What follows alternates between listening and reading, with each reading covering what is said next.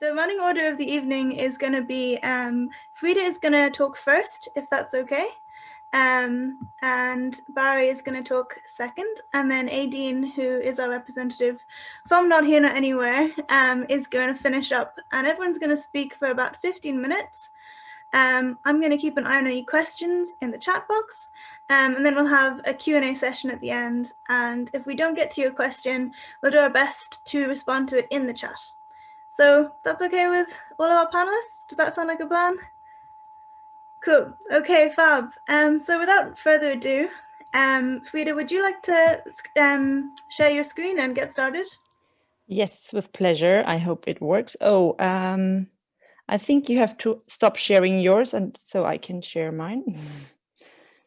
Yes, perfect. Maybe Zoom 2.0 is going to be able to do that. Okay, I'm going into presenter mode, which means I won't see any of the questions. At least I didn't manage to figure it out in the past. So does everybody see my slides? Yes, okay, great, thank you. So yeah, maybe first to introduce myself. Oh, Frida, I think you might have just muted yourself. No, weird. Does it work now? No? Yeah, we can hear you now. Okay, weird. I won't touch my microphone.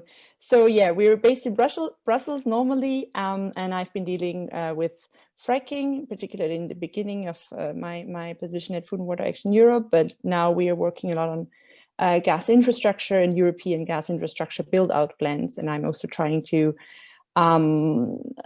support the European network of gas activists in the Beyond Gas network.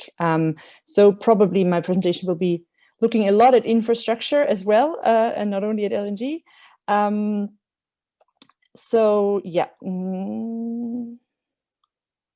So I just, I looked a bit into the, I tried to give a little overview about where Europe is actually getting LNG from at the moment, and also in the past. So you can see the graph at the left side, and this is what is a bit, I would call it a bit the traditional suppliers of LNG that went into Europe. So we see that a big chunk is coming from Qatar, but also from Nigeria and Algeria, and to a lesser extent also from Norway. And then on the right-hand side, there is a graph that is showing that there are new suppliers pushing into the LNG market. And there, very prominently, there is the United States and Russia. So this is quite an interesting thing because there is a big build out of LNG infrastructure that has been happening in the last years. And there was always a big push for LNG terminals to actually get independent from Russian gas. That is still stemming from the supply disruptions in 2006 and around this time, and where there has been, the big aim of the European Union, particularly to support member states in getting rid of dependency or full dependence on Russian gas. But now, interestingly, with Russia starting to build export terminals to export LNG as well, we had a few months even where Russia was the #1 LNG supplier of Europe. So I would say, there is quite some movement on this side. And of course, I also want to give a bit of a zoom into another LNG supplier that has started to be really or increasingly important in Europe, which is the United States. But of course, it's not only a question of more and more contracts being signed with the United States. The amount of US gas coming into the European Union and also the UK rising.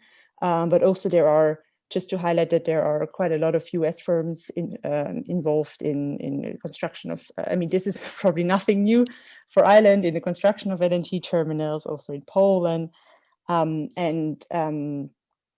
And there is as well quite an interesting development that we see in the Eastern Mediterranean, where the United States are actually there has been a bill introduced in the budget that is supporting energy infrastructure in the Eastern Mediterranean region, and this includes as well LNG terminals. So there is quite some interest to still keep the door open on that. And I would say this is definitely painting a quite simpler picture, but to a certain extent, the fact that Europe is being a bit squeezed in between Russia, which has it very easy to supply a lot of cheap gas, and also now LNG, and the United States, we saw that there were this discussion around sanctions because of Germany building the huge pipeline to increase even more the capacities to import Russian LNG. So to a certain extent, this has also been pushing or supporting this boom of mega infrastructure build out. And we saw that, for example, with PCIs, which priority projects, which are pipelines in Eastern Europe, which should actually help reduce dependence on Russian gas, which might in the end carry Russian gas, but also particularly the discussions around the first LNG terminals in Germany. Germany at the moment doesn't have any LNG terminals, even though it's the biggest gas consumer in Europe. So the discussion has at least helped to push supporters of these LNG terminals to move forward with them. And as a result, and also before before this situation, we are in Europe with a lot of gas import overcapacities. And here is an infographic that we've been making. We have had a look at the utilization rate of each and every of the big LNG terminals in Europe.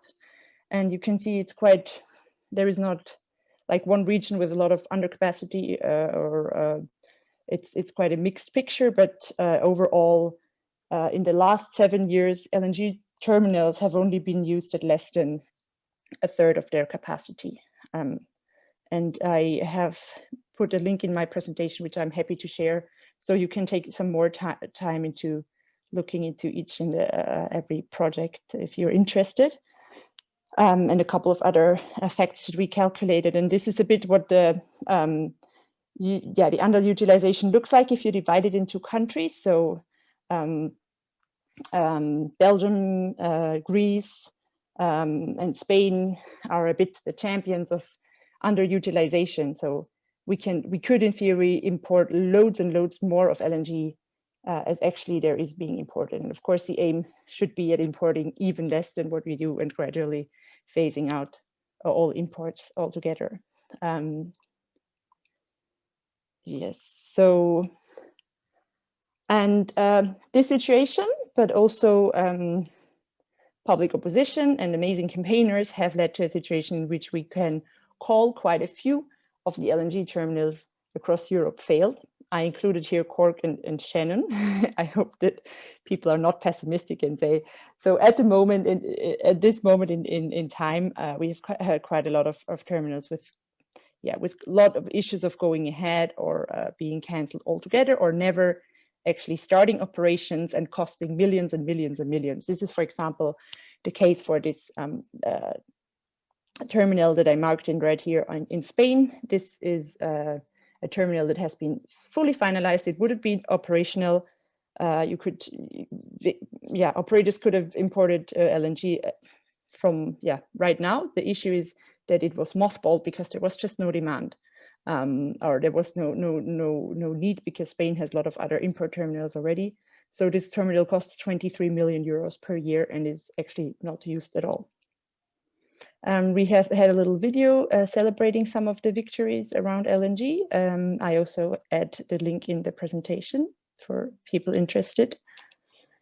And a little more information on fracking, on fracked US gas. So we know that a significant amount, a majority actually of US gas that is being exported is coming from fracking. That's why I chose the title like this. If we look at the cumulative amount of imports of US gas, Spain is the #1 importer of fracked gas, which is not a big surprise because they have loads of LNG import terminals. They have been importing lots of LNG. But it's also France, which has quite some terminals, and the Netherlands and Belgium are quite important importers. the country that is not included in this graph because of Brexit is the UK. So this is EU Commission data, but the UK is number 2, so just behind Spain actually, and is importing a lot of US gas. So the question is if there are imports from the UK into Ireland, it is quite likely that there is basically there are hydrocarbons from the United States as well in there, in the mix. Yeah, so this is just to add the UK, the amount of US gas imports by the UK. And then I wanted to just touch on a topic that is very important for me, and I did quite a lot of research into it, which is the big link and the more and more visible link between fossil gas and fossil gas imports and hydrogen. We have, I guess many of you have heard about blue hydrogen, gray hydrogen, black hydrogen, yellow, purple, pink, and of course green hydrogen and turquoise hydrogen. And many of these hydrogen colors are actually fossil based, and most of them are based on fossil gas.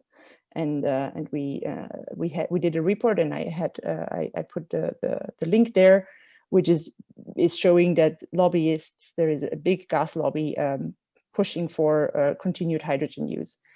And what is the space in an LNG webinar for this? There is also quite a big push by the gas infrastructure lobby to just claim that LNG terminals can be converted easily into hydrogen import terminals, which has to be taken with a lot of caution, because that hydrogen, if it ever would arrive in Europe, would be needed to be cooled down to over 250, minus 250 degrees, would be a lot of energy. And there are issues linked to all colors of hydrogen, including green, which is renewable-based hydrogen. And I don't know if I'm probably running out of time soon. Okay, so yeah, so I'm looking a lot at EU infrastructure legislation and what it means for fossil gas, and this is why I'd also like to point to the fact that a big there is the process ongoing at the moment for a legislation on priority infrastructure that is being revised. Many of you probably heard of this priority infrastructure list, the so-called PCI list. And this is basically legislation that is setting the rules for how priority projects are being chosen. And so one important task will be to keep or to get this legislation fossil gas free. And at the moment, there is a proposal on the table which is actually excluding fossil gas, but there are a few options of getting fossil gas back through the back door. And given that this piece of legislation will be discussed in the 2 other EU institutions, so in the Council and in the Parliament, it is likely that there is a risk that fossil gas is being reintroduced. And that would mean that projects like Shannon or Cork or other LNG terminals and big mega fossil gas pipelines in Ireland could be again at risk of being prioritized and even subsidized with EU tax money. So this is I'm happy if people that want to learn more about it are getting in touch with me. If there is interest to tackle this issue. And then of course there is still the issue of hydrogen, which is a very big focus on this in this piece of legislation, and which might again be used to justify LNG terminals that are hydrogen ready or big pipelines that are hydrogen ready.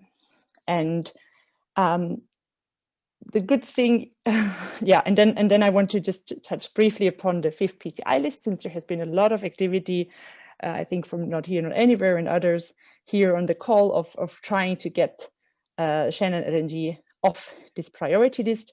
There is a 5th list now in the making. Shannon did not reapply, neither did Cork. There is one project from Ireland which is applying, which as even I can see, this is ineligible. So probably there is not going to be any Irish project on this list from the gas side. But there is a consultation, and we are going to ask for all fossil gas projects to be taken off the list. Yeah, also feel free to get in touch on this. Yeah, so I think that's it. That's the end of my presentation, and I'm happy to answer questions now or later. Thank you so much, Frida. We have like 4 minutes until Barry's speaking slot. So I was just wondering if I could ask you a quick question about all that map of all of the failed LNG projects which you showed. And I was just wondering, what's the implication of all of these failed LNG projects? Where does the lost investment go, and who kind of picks up the bill for that? So the projects in this map, and they are all actually described a bit in the video, which I'm happy to share the link of. It's quite diverse. So there are projects that have been constructed, like the Gothenburg LNG terminal in Sweden, which has been finalized, and it has and the government, the Swedish government, has denied the access to the grid for this project, so there cannot be any gas injected. This project, as far as I know, has not been getting EU tax money through the PCI list.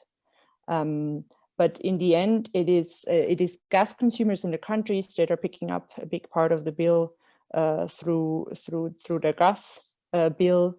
There are tariffs that are being used to pay these projects.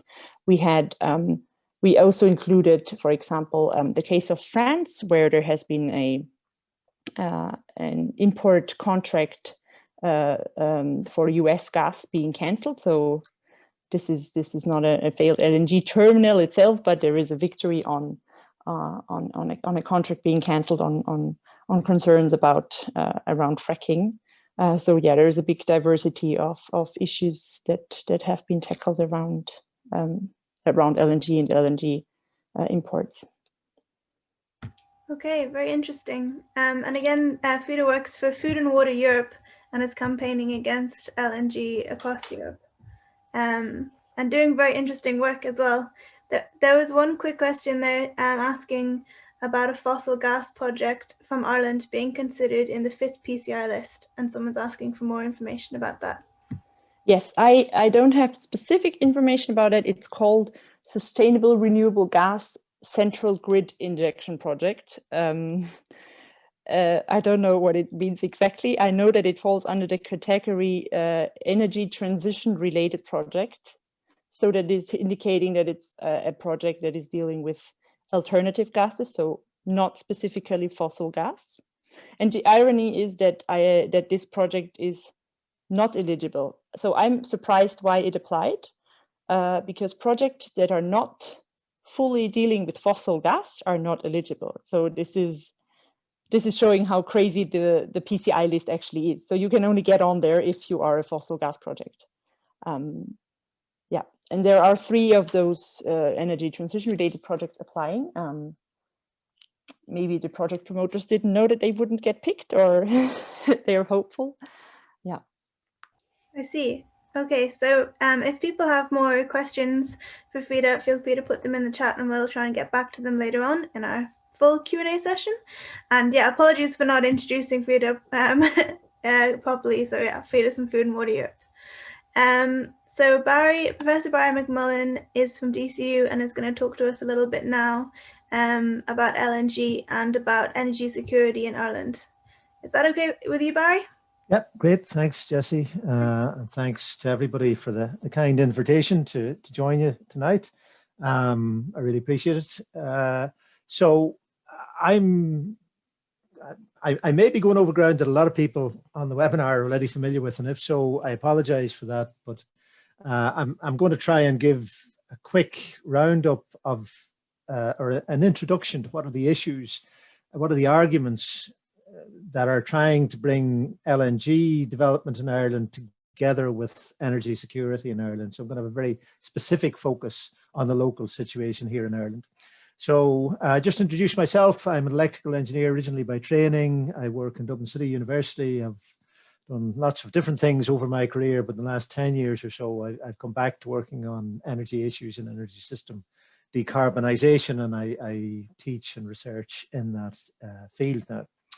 So Basically, I'm going to say a little bit about the Irish energy system as a whole, just to get the context straight. I'm going to talk about the general challenges, and there are genuine challenges of energy security for Ireland. And then at the very end, I'm going to bring in LNG, but it is going to be the very end when I've got all the ducks in a row, as it were. Yep, sorry, I keep doing that. I click on a link and then it takes me away. Go away. I'm going to get that back in the full screen. Right. So Ireland's energy system.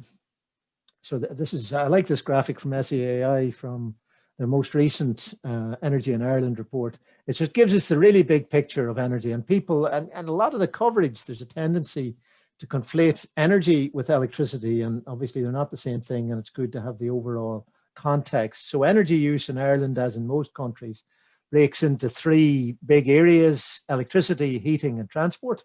And in Ireland, in terms of the energy that comes into the country or that comes into the energy system, they're roughly 1/3 each for electricity, transport, and heating. So electricity, in terms of the energy coming into the system, is only about 1/3. So it's important to talk about it, but it's also important to talk about the other two, heating and transport. This diagram also gives us an idea of what the sources of energy for the different sectors are. Transport is very simple. Transport is almost entirely oil, petrol and diesel. That's it, really. There's very, very little. There's a little bit of biofuel mixed into petrol and diesel. You can't even see electricity figuring on this. The tiny amount of our transport that's done on the Dart or the Lewis or in electric cars is so small that it doesn't even figure currently in the picture. Heating, well, I'll break it out. I'm going to break out electricity and heating separately now for you, just to get the big picture. So in electricity, it's 31% of the total energy coming into the system. The sources for that, now these are percentages of the final use of electricity. So 51% of the electricity produced comes from natural gas. Natural gas is the single biggest contributor to our sources of electricity in Ireland. And the second biggest is wind energy, 32% in 2019, the most recent year. So that makes 73%. And then there's quite a long list, 83%. There's a long list of others that make up the remainder. So in 2019, we had a fair amount of peat still, hydro, coal, and electricity imports. Over the next 10 years, we expect to see these other, well, particularly peat and coal, disappear off the system. So we'll bring a significant amount of solar onto the system. So probably within 10 years, we'll have a system that's dominated on current plans by natural gas and a combination of wind and solar in aggregate terms. Heating is, again, about 1/3 of our total energy system. Oil accounts for about 43% of our heating. Natural gas accounts for 41%, so that's 84%. So the vast majority of our heating, is from those two forms of fossil fuels. Everything else, some biomass, some coal, some peat, everything else is relatively small compared to those two big sources. As I say, transport is completely dominated by oil, so I'm not even going to bother breaking it out. So what about our energy security situation? So in terms of those total imports, you saw there that basically the only place where there's a really significant amount of non-fossil fuel sources in our energy system is in electricity. And even that, it's not the leading contribution to our current electricity system. So for our system as a whole, 87% comes from fossil fuels, primarily natural gas and oil, and a certain amount of coal and peat. But natural gas is 31 percentage points of that 87 percentage points. And that 31 percentage points is imported 16 and indigenous 15. That's the Corrib gas field. So about half of our natural gas is indigenous. We have no indigenous oil. So all the oil is imported and about half of the natural gas. It was a bit higher the year before that for indigenous natural gas, but the Corrib field is actually already depleting. So one measure of energy security that's often used is import dependency, because any energy we have to bring from outside the country, we're obviously exposed either to technical disruption of it or geopolitical disruption of it, as we learned during the oil crises in the 1970s. So having an excessive dependency on imported energy is generally viewed as a risky thing and something that you need to mitigate. So we talk about energy security in that context. So 69% is quite high by EU standards. It's, you know, near enough, over 2/3 of our energy is imported. So we are quite exposed to geopolitical uncertainty on that basis alone. That said, it's not as bad as it used to be. Over the period from 2000 to about 2016, we were hovering in around 90% import dependency. It was only with the Corrib field coming on stream that import dependency declined significantly. But the Corrib field is rapidly depleting. So that's where, other things being equal, we would expect our import dependency to start increasing again in the next few years. Now, other things aren't going to be equal, of course, but the situation has not been great historically. Ireland has been chronically energy insecure since the foundation of the state, to be honest. During the emergency, as we call the Second World War, we were subject essentially to energy blackmail from our nearest neighbour. And we know this, it wasn't public at the time, but we know there were UK government decisions early in the Second World War to actually starve Ireland of coal, to try and encourage it to come off the fence and join the war on the Allied side. This is the sort of thing you're exposed to when you have high import dependency in your energy system. So it's something certainly one wants to be concerned about. So let's talk about oil. As I say, our transport system is completely dependent on oil, and about half of our heating system is dependent on oil, but we use very, very little, almost no oil in electricity generation.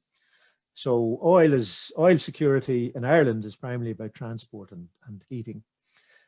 So we have, and this dates back to initiatives following the oil crises of the 70s, we have what's called the National Oil Reserves Agency, which is charged with ensuring sufficient reserves to mitigate the risk of geopolitical disruption to oil supplies in particular. Technical disruption is unlikely to be a problem. We have multiple, our oil comes in through multiple ports, comes on ships from multiple sources. There's no real single point of technical failure to oil supplies to the island of Ireland or to the Republic of Ireland per se. So it would really be geopolitical factors that might disrupt oil supplies. But we have zero, we're 100% import dependence in relation to oil. We have no indigenous supply. So what NORA does, what it's charged to do, is to maintain 90 days reserve supply at current utilization levels of oil. So NORA owns and operates oil storage facilities, which hold approximately 90 days of supply, about 3 months.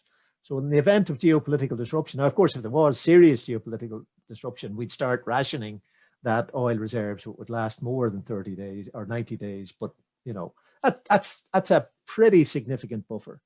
And most of it is physically on the island of Ireland for use in the event of a physical shortage of supplies. And this is easy to do because oil is fantastic. If you want to design a vector for energy storage, oil is what you would do. It's just brilliant. It's really dense, it's liquid, it's easy to move around, it's easy to pump around, you can put it in pipes, you can put it on ships, you get an awful lot in a given space. Storing it is cheap. We store it in these big oil tanks, but they're just big tanks containing a liquid. Doesn't evaporate at normal temperature and pressure. You do need to keep it covered. You do need to handle it safely, but you can store huge amounts of energy in the form of oil relatively compactly, relatively cheaply. And while oil security is a concern, we have mitigated it effectively through this mechanism, and it doesn't cost us very much. There's a few pence in a litre of petrol or diesel that goes to support NORA. It's a levy to cover the costs of NORA, but you know, nobody even thinks about it or talks about it. The gas situation is quite different. We have no dedicated storage facility. In the event of a supply disruption, we have a plan. We have a big plan for potentially declaring an oil emergency, or sorry, a gas emergency, and taking emergency steps in response to that. That's the way we mitigate. And it could be a technical supply disruption because almost virtually all our gas, essentially all our gas, comes through 2 pipelines from Great Britain. So there could be a technical disruption on the pipelines, or again, there could be geopolitical disruption. We do have indigenous production of natural gas, however, from Corrib for the time being. As I say, it's depleting quite rapidly.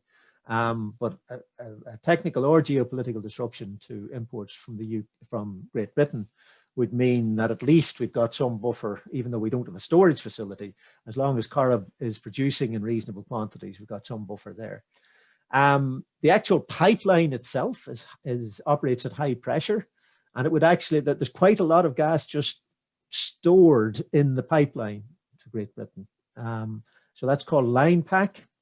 And between the line pack and Corrib, we estimate that with rationing, with switching off supply to consumers, that it is judged it's not sort of life-threatening to them to be disconnected from gas, but just focusing on protected customers, we reckon we could maintain, and that's things like residential homes, which are reliant, and we assume, obviously, this crisis would happen at the very worst time in the middle of winter and a cold winter.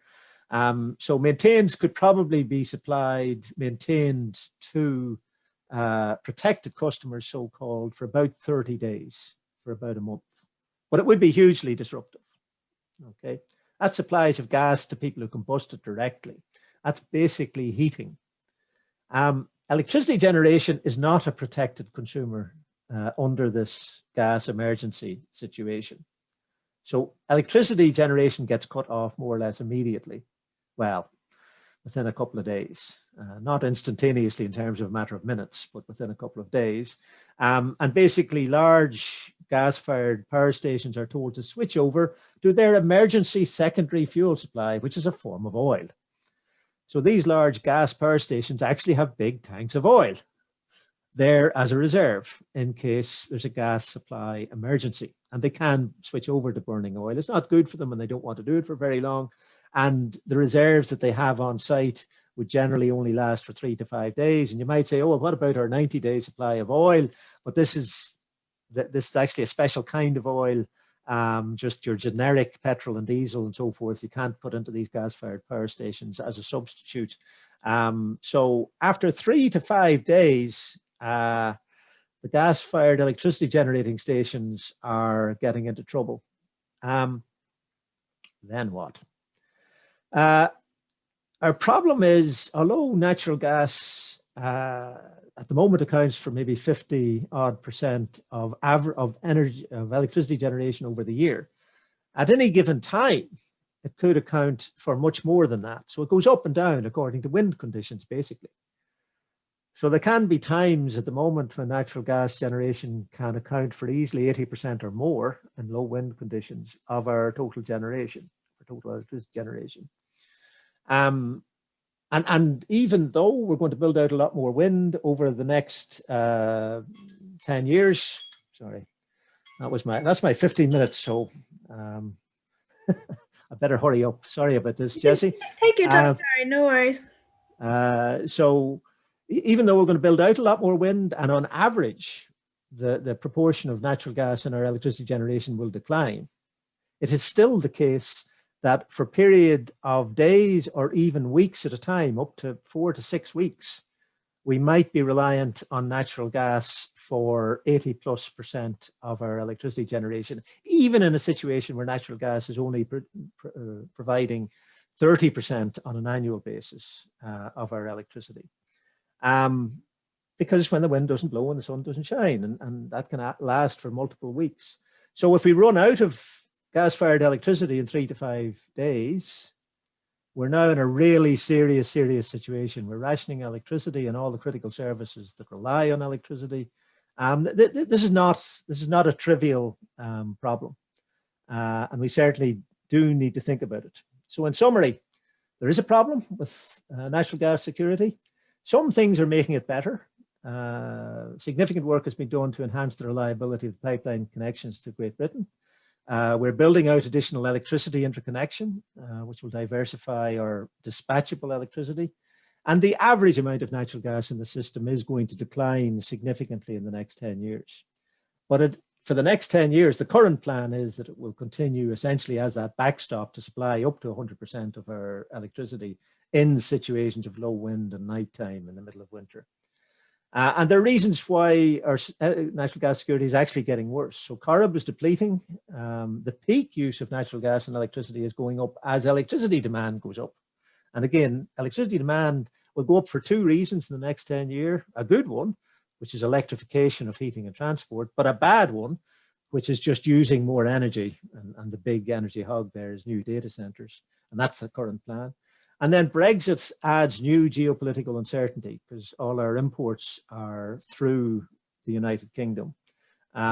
So while we have standing agreements with the UK via the EU, but will they survive all the fractiousness? It's not clear. Okay, but if you want to deal with this problem, my position is that you have to ask yourself, what's the end game? You don't start working on this until you know what the end game is. What's the long-term plan? And by long-term, I don't mean 30 years, I mean 15 years. There are arguments in favor of doing something to reduce the risks associated with natural gas supply disruption, but what to do depends on what role natural gas actually will have going into the future. The only way to really keep on using significant amounts of natural gas, given the climate crisis, would be to use natural gas in combination with so-called CCS, carbon capture and storage, whereby you still burn natural gas, but you don't release the carbon dioxide to the atmosphere, or you don't release all of it to the atmosphere. You might capture 90% of it. That doesn't apply to natural gas used in most heating applications because you can only do CCS in large scale, but it would apply to electricity generation. The technology maturity of CCS is low, the costs are highly uncertain, and you have to do something with the carbon dioxide that you capture. You have to put it somewhere where it's safe for hundreds to thousands of years. And there's still significant, you can't capture it all. So you can't get to zero with that kind of strategy. And CCS doesn't help with upstream emissions. There's still greenhouse gas emissions with carbon dioxide and methane. Extracting natural gas, transporting natural gas, and doing CCS at the point where you combust it doesn't help with that. So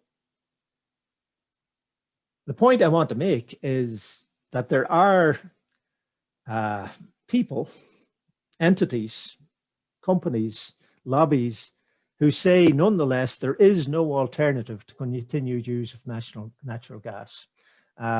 This is the so-called TINA fallacy, and it is a fallacy.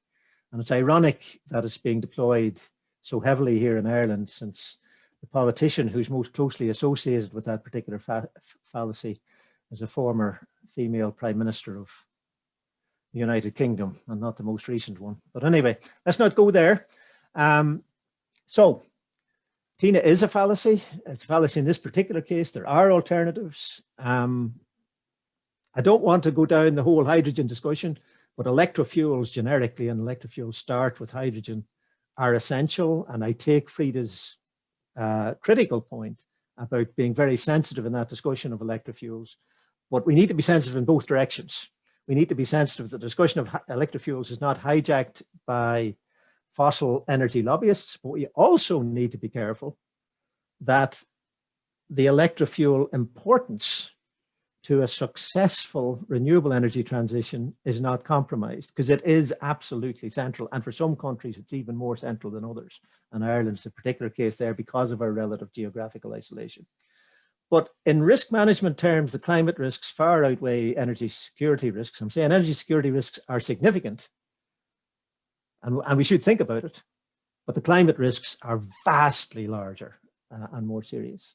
And the only way to really address the climate risks is fast and reliable elimination of CO2 emissions. And that really means elimination of fossil fuel, not burning fossil fuels at all. CCS is a road to nowhere. That's the end game. And it needs to be a really fast end game, not 2050 for Ireland, but more like 2035, 15 years. Sorry, we're supposed to be talking about LNG. But that was to set up this final point about LNG.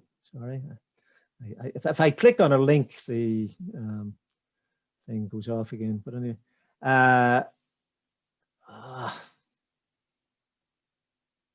sorry about this, folks. Google is suddenly complaining. Liquefied natural gas, in my view, is, in terms of addressing our natural gas security issue, is sticking plaster on gangrene. It's actually going to make the problem worse. It would inevitably, deployment of LNG import routes into Ireland would inevitably slow down our exit from natural gas use of all sorts. And it would likely, because of the mix of fracked natural gas with higher upstream emissions and liquefied natural gas, it would likely expose us to even greater upstream emissions and greater upstream damages generally, not just greenhouse gas emissions, but all the things that go with us. And we've already, had significant local debate and criticism of an Indigenous Irish energy company about the upstream damage associated with coal use. So here we go. This is the final slide, folks. You'll be glad to hear. This is a quote from a paper. You'll all get the slides and the link here at the end, but there's a paper I wrote with colleagues Paul Price, James Carton, and Kevin Anderson from the University of Manchester 2 years ago. And our conclusion was we find that rapid fossil fuel phase out is not only technically feasible, but can progressively eliminate the security of supply risks associated with all imported fossil fuels, while simultaneously decarbonising with the scale and urgency demanded by good faith participation in the Paris Agreement. If you're serious about proper response to the Paris Agreement goals, then a much faster phase out of fossil fuels is necessary. And that's the solution to Ireland's chronic energy insecurity, not other sticking plasters. Sorry for going over time, Jessie, back to you. Thanks so much, Barry. That was so interesting. Yeah, fantastic insight. You've got loads of questions in the chat, people who have been interested and inquisitive. So just in the interest of time, I was wondering, would you be able to maybe respond to some of these questions in the chat? Yeah. Let Aideen go ahead and I'll step away in the chat. Perfect. Thanks so much, Barry. And then when we have time at the end, if there's things that require further discussion, we'll get into more detail. So Aideen, do you think you could share your screen? Yeah, absolutely. I'm just going to say hello first and introduce myself. So I'm Aideen. I'm a member, like Jessie, of Not Here, Not Anywhere.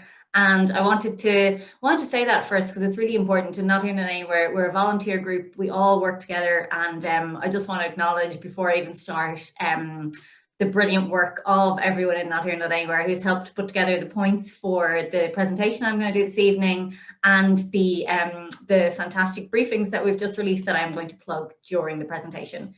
So I'm going to go ahead and share my screen in a second. What I'm going to be focusing on is what we can do right now at the different levels of influence people might be at, what we can do to what we need to do to stop LNG and what we can do in the different ways. And I'm going to be looking at layers of influence, really. And originally I was thinking, and so I'm going to be looking at local, national and global. And originally I was thinking, it's like onions, we have layers of campaigning, but actually it's more like jumpers. So, we're going to have our three woolly jumpers of local and national and global things that we can do campaigning wise to stop LNG. And we're going to and see how we can all work together to do that. So I'm going to start sharing my screen. And if anybody can't see my slides or maybe can't hear me or anything, just say so in the chat straight away. I will be following the chat, and obviously everything is being recorded, as you know. So I'm going to be going through some, hang on, let me get the slideshow going. I'm going to be going through some links as well as we go through, and Britta is going to be putting the links in the chat as well, so you can access the links that I'm looking at. You can access them simultaneously if you like, and feel free to put questions in the chat or the Q&A if you miss anything or if you want clarification on anything, and we'll look at them afterwards. So like I said, I want to start with the local level. What can we do against LNG at a local level? There's a picture of Galway there for no other reason other than I am from there. There's no LNG terminals planned for Galway. There is a lot of mining planned for Galway, and someone brought that up in the chat. I'm glad someone brought that up. I'm going to address it briefly later on. But yeah, at the local level. So the first thing that I want to mention at the local level is city and county development plans. So these come up in every local council area, say every, I think it's generally every 5 years, and it's a plan for the local area for the next 5 years. And it was really useful. People who are involved in the fracking campaign found it really useful, the anti-fracking campaign obviously, found it really useful to get anti-fracking included in county development plans. And that was something that that's something that we want to work on, Not Here Not Anywhere. I would love other people to work on as well, is making submissions to these county development plans, asking for, you know, to include no LNG or no new fossil fuel infrastructure in county development plans. And I'm just going to quickly, hopefully the links will all work now. I'm going to quickly draw your attention to this this spreadsheet that Not Here Not Anywhere is done, and we'll put the link is going to go in the chat now, and we'll also put it up on our website. This is of the, so it's going through, I think we have most of the city and county councils here. We have the links to their latest county development plan in most cases. When the submissions are due, so any member of the public can make a submission saying, I suppose, what you want to see in terms of development in your local area in the next 5 or 6 years. And we've got various closing dates and details there. So I'll let you look at that in your own time. It'll go up on our website as well. But just so you can see that that's a very kind of real, kind of action that you can take right now, is to look and submit to these county development plans. So I'm going to go back to the presentation. So the next thing I want to talk about is, hang on, I'm going to talk a bit about, oh, sorry. Zoom is messing around. Okay, here we are. I'm going to talk a little bit about motions at council level, local councillors, and that's the first thing, I suppose, is to we've only started doing this a bit and Not Here Not Anywhere, but it's been really useful kind of getting in touch with councillors, getting to know local councillors. So look, you'll find on every council website, they will usually list your local councillors, or you can find them with a quick Google. You'll find who your local councillors are. If you can, get them on your side. So local councillors, that's the first thing I want to say. And that's been really useful to us and to other groups, building relationships with local councillors. And this is, if there are any councillors themselves watching this at any stage, what's really useful to do is put forward motions, council motions related to LNG. So for example, in Cork County Council, at City Council and county levels, they managed to, so a couple of two Green Party councillors managed to get motions passed in Cork County, the City and County Councils, against related to Cork LNG. It was about getting it was a proposed project in Cork, and all that contributed to the Port of Cork not renewing the memorandum of understanding that they had with an American company to build an LNG terminal, which expired at the end of this year. So that's one example of a motion that was a really useful campaigning tactic. And yeah, I would really encourage, campaigners and local representatives to work together to work on that kind of thing. This is another example of a motion that Paul Mulville, who's a Social Democrats councillor in Fingal, he put forward a motion on data centres related to their energy use. And this is my chance to plug that Not Here Not Anywhere is soon going to have a webinar on data centres and they're related to energy. So we'll, I think Jessie might mention that a bit more at the end. And then another motion to mention, I'm just going to click into this now, and it'll go in the chat as well. There was a motion recently passed in Dunleary Rathdown. It was the Green Party councillor, Schaefer O'Phelan, who brought it, and it was against the importation of fracked gas. So let me just go to the link here. Yeah, there it is, fracking. So a really good motion against fracked gas, and it'd be fantastic to get this kind of motion and also motions against all LNG terminals, motions against all LNG terminals in councils all around Ireland. It would really contribute to making sort of LNG this, you know, this thing that's like fracking, that's a trigger in people where they think, oh God, no, LNG, we just can't have that. So that is local councils and motions. Another thing I wanted to mention, this is something we don't do enough, and are because we don't, well, in Not Here Nor Anywhere, and I know a lot of activist groups, it's difficult to find the capacity, but local media, our opponents do this really well. So like the Irish Offshore Operators Association, they're the oil and gas lobby group, or lots of down in Shannon in particular, Radio Kerry and the local newspapers, there was constantly pro Shannon LNG sort of you know, puff pieces and various like people promoting it. So that's definitely something that's a great kind of tool as well as local media if you can. And then the final thing I wanted to talk about at local level is I wanted to mention community energy. This is something that in Not Here Not Anywhere we really want to work more on the energy transition. We're just working on getting LNG banned first, and then we're going to work more on the energy transition. Be a webinar on that as well. But I just briefly wanted to draw attention to SCAI has a sustainable energy community network, and you can look this up and see sustainable energy communities in your area. So if you're interested in working on renewables in your area and addressing things that way, you know, talking about the sort of, or thinking about the alternatives, like Barry said there, just refuting that idea that there is no alternative, and really exploring the alternatives practically ourselves.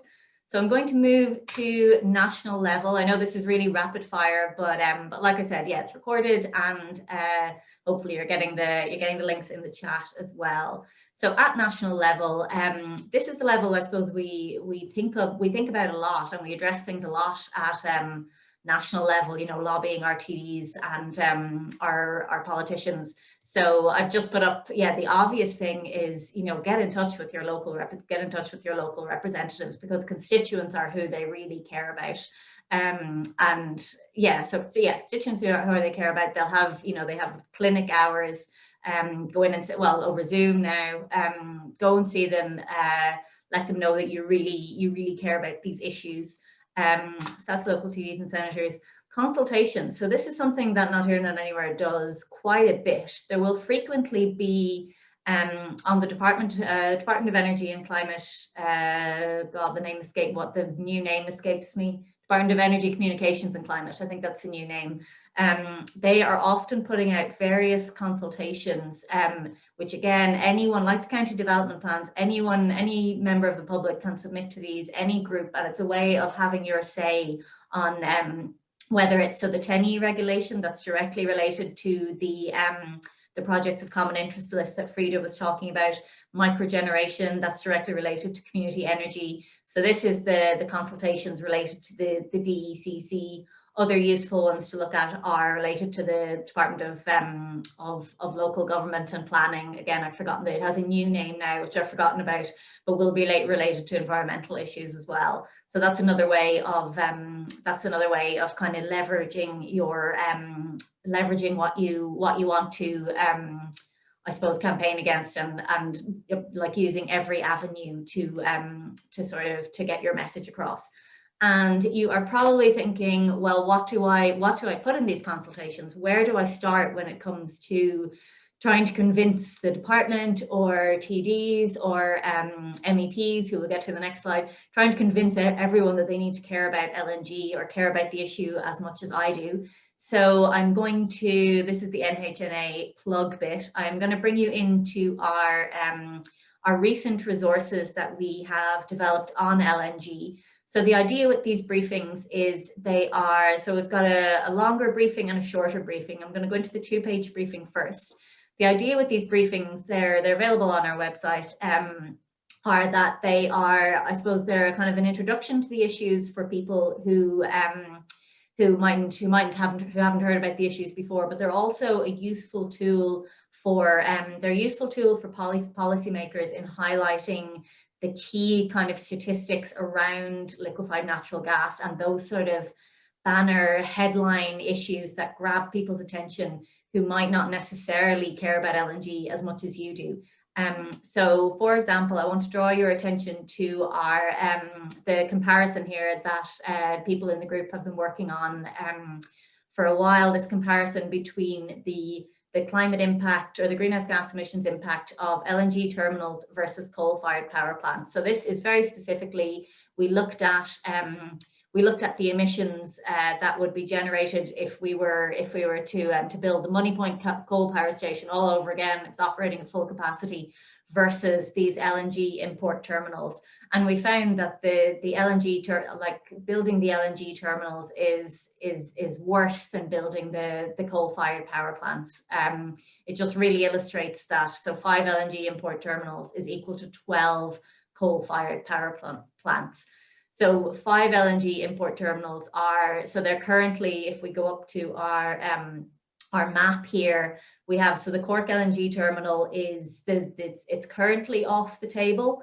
When we were doing this comparison, it was still on the table. The Shannon LNG and the 3 Predator LNG terminals proposed. So if those 5 LNG terminals were to be developed in Ireland, we might as well build 12 more Money Points and operate them at full capacity. So yeah, so that's the thing I want to draw your attention to in the short briefing. In the long briefing, it just gives you a bit more detail on a lot of the stuff that that Barry was talking about on energy security. It goes into, it's still quite short. It's still just 10 pages, and it's just sort of extra detail that I suppose for people who are submitting to consultations or trying to, I guess, convince their local reps to why LNG is a bad idea. It just gives you loads and loads of ammunition here. There's loads and loads of evidence here on why LNG is a terrible idea for Ireland, and we don't need any LNG in Ireland. So that is our briefings. Again, you can look at those in your own time, because I don't want to, I know I'm probably, have I been 10 minutes, Jessie, or more? How long do I have left? If you've got it, you have like a couple more minutes, like 2 Okay, minutes. thanks, Jessie. Okay, I'll be really quick. Briefly, it's hard to talk about this topic briefly, but one thing we try and do in Not Here, Not Anywhere is connect with other groups, both at a national and an international level, and I suppose recognize that LNG is not something, so policies around LNG, they're not isolated from other policies related to the environment and social justice, and these things need to be considered.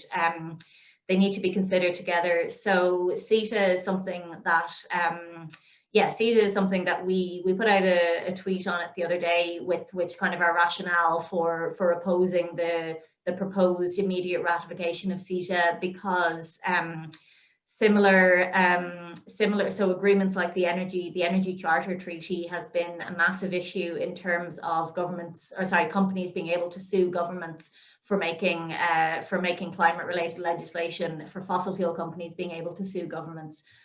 So something like CETA obviously exacerbates this problem significantly. So that is national level. And then finally, I'm going to talk really briefly about what we can do at a kind of a global level in terms of, I suppose, informing ourselves and also solidarity with other groups, because LNG is very much a global issue, and we've seen that very much in the fracking, the anti-fracking campaigning, and the frack gas imports issue.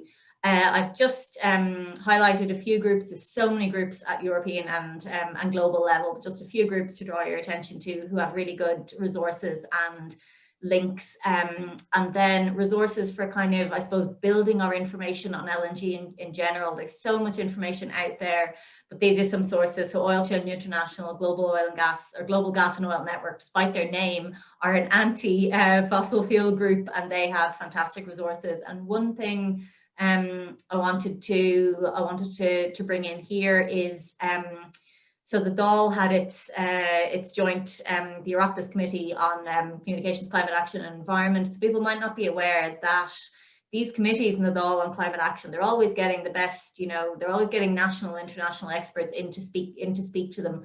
And all the debates, videos, transcripts are all available here. So it's a really good way of informing yourself on, I suppose, and you can see the politicians' reactions as well to what people are saying in these debates. So you can see where people's thinking is on energy security, on what they think of LNG in general. And I just think it's a really useful resource that is worth checking out. And I'm almost done. A quick word on MEPs. We've had loads of help from MEPs in the past, and it's really useful to engage with your MEPs as well, because as Frida showed us, this is a geopolitical issue. So it's something that's happening that very much the legislation and everything at that level is affecting us as well. So I suppose for people for people who have MEPs, who are constituents, get to know what's happening in Europe. It's all very big and overwhelming, or I find it big and overwhelming at first, but try and get to know a little bit what's happening in Europe and how it affects us and fossil fuels and LNG or whatever issue you're interested in, and get to know your MEPs as well. You will find them helpful usually. And then I suppose for MEPs themselves, or for people working in that kind of environment, it's about, like I said, making LNG a dirty word, making LNG something completely unacceptable. Where in Ireland fracking is unacceptable. You say fracking to a politician who might not engage that much with climate or fossil fuels, but if you say fracking, they have a visceral reaction to fracking. That's what we need with LNG. It's kind of amplifying that. And then the last thing, global, is understanding the impacts of LNG on the other side, that upstream side of the supply chain. So that's a picture of Becca from Texas, who came over to Cork last year. She was there when we had a protest with Cork LNG, and she met with Port of Cork, who were considering the LNG project, and it really made a difference that she was able to say to them, I live near the Permian Basin in Texas, and the flares are going up all night, and it's, she was able to talk about the real impacts of fracking. So I guess for us it's really important for all of us to understand that impact that I think for policymakers as well, understand that impact that our decisions in this privileged position we find ourselves are affecting people right down through the energy supply chain. So that is my presentation. I just wanted to, can I have 30 seconds, Jessie? I'm gonna stop sharing my screen. You know what, I'll just keep going for the 30 seconds, and then that's it. So really quickly, I just wanted to say that, I'm glad that we're doing this webinar, and I'm glad I did this webinar. I initially was kind of like the environmental movement in Ireland at the moment it's kind of a strange place, because there's a lot of, and it's a little bit uncomfortable. There's a lot of I'm seeing people fighting and disagreeing, and it's a bit depressing, or I'm finding it a bit depressing.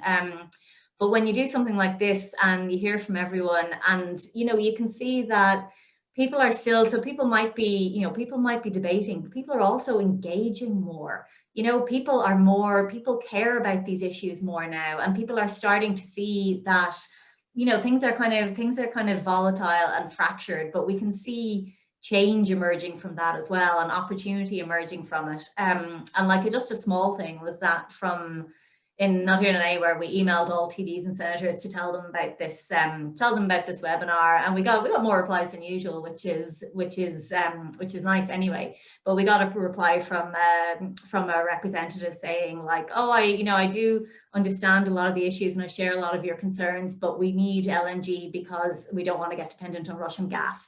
So that's fine. They might not be the answer that we want to hear, but first of all, he wouldn't have bothered replying last year, even a year ago. He wouldn't have bothered replying. People are engaged now.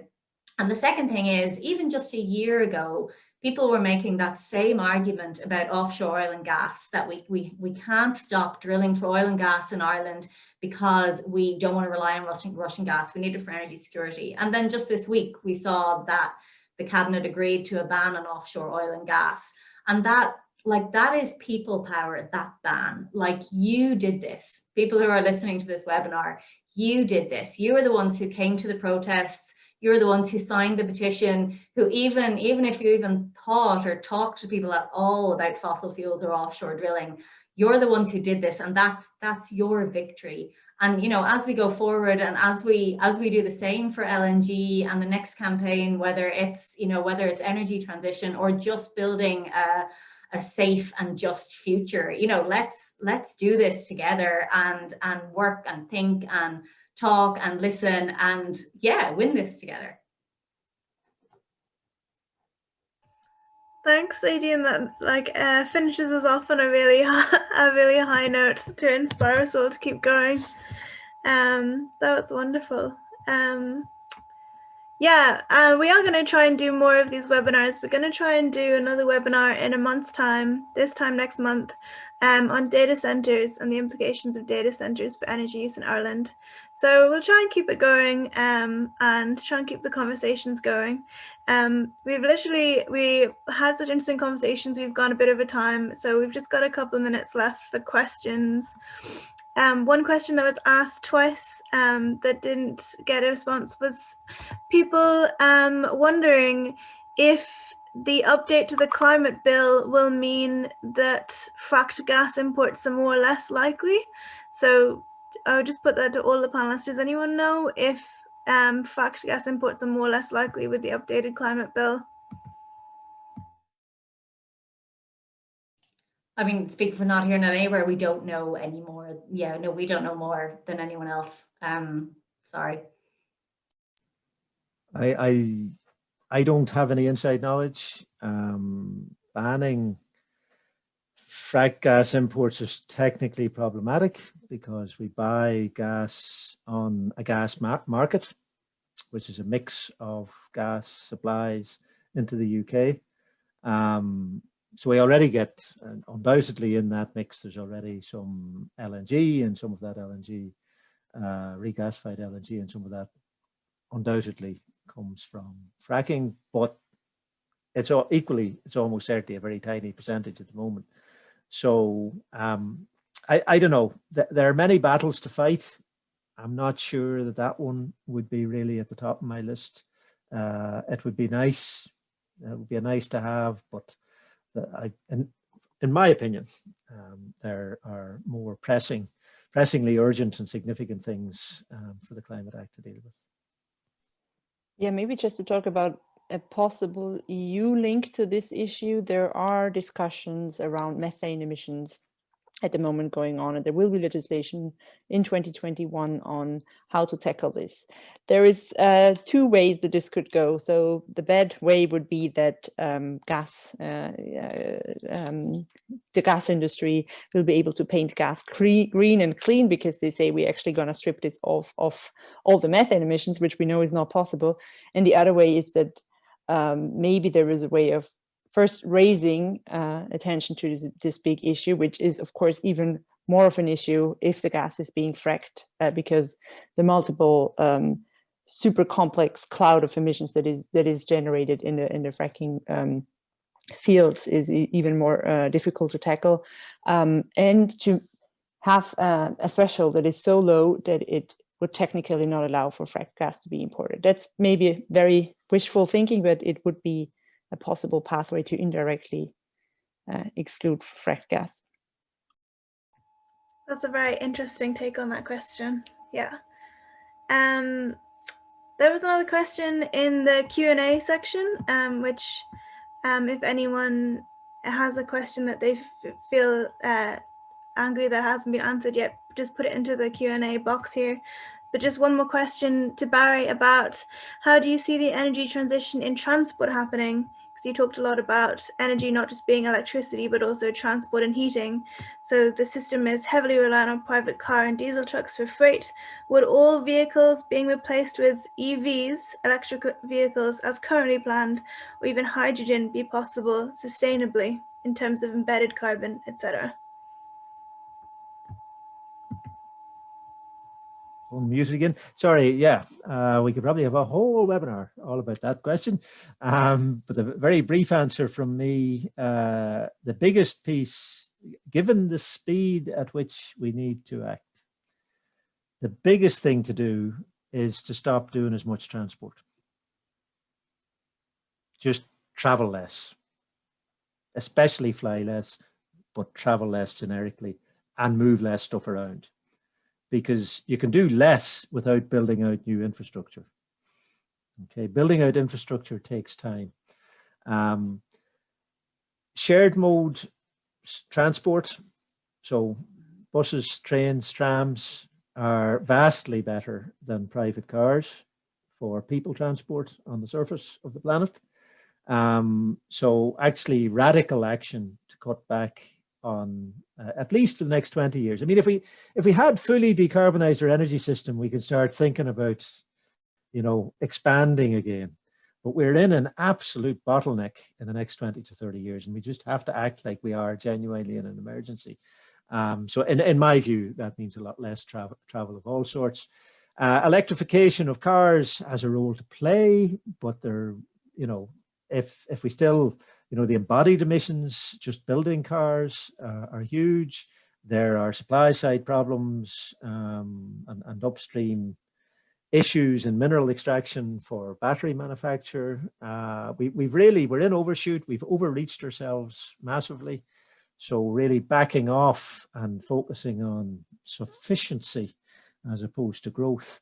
And for those of us in this industrialized world who are really profligate users of energy and materials of all sorts, then giving the rest of the world a chance, the rest of the people and the rest of the life on the world a chance for 20 or 30 years, in my view, take it or leave it, is the most pressing thing to do. Thank you, Roy. That's very interesting. Yeah, I mean, that seems like the simplest question, but I guess it's the one that we don't want to think about, is just transport less and transport ourselves less. But yeah, the simplest answer is usually the right one, I think, in this case. There's just one more question that I forgot about, which is from someone called InFactNI, which I think stands for Northern Ireland, asking about the dangers of battery energy storage systems. And they haven't said anything else about what they mean, but they just said, what about? And I was wondering if anyone knows anything about the dangers of battery energy storage systems. Well, I've obviously referred to the current battery technologies, particularly use cobalt, and there are only a few places in the world where we get cobalt from.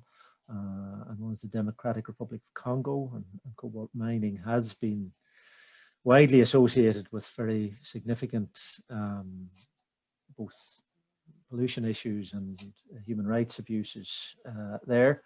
I'm not sure if that's what they had in mind. Batteries can obviously, I mean, they're technical things with a lot of energy in them. They can burn, they can explode in exceptional circumstances. But on the scale of the technologies that we use and the dangers associated with them, internal combustion cars are vastly more deadly than batteries for energy storage.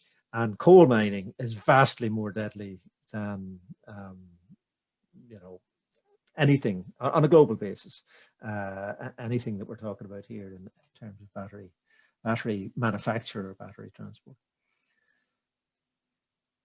Okay, that's a pretty clear answer there.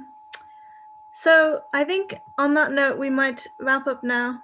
And I just want to say again, thank you so much to our panelists. Thank you so much for making the time to come. And Barry, thanks for all those lengthy responses you put in the chat there, which required some concentration, I could see on your face. And again, I'm apologies for rushing the introductions at the start. I think I was just really excited to jump in. But yes, we recorded this and we'll be making it available. And we'll share whichever slides we can. Is that okay? Does anyone else want to say any parting words? No, just thanks everybody. It was great.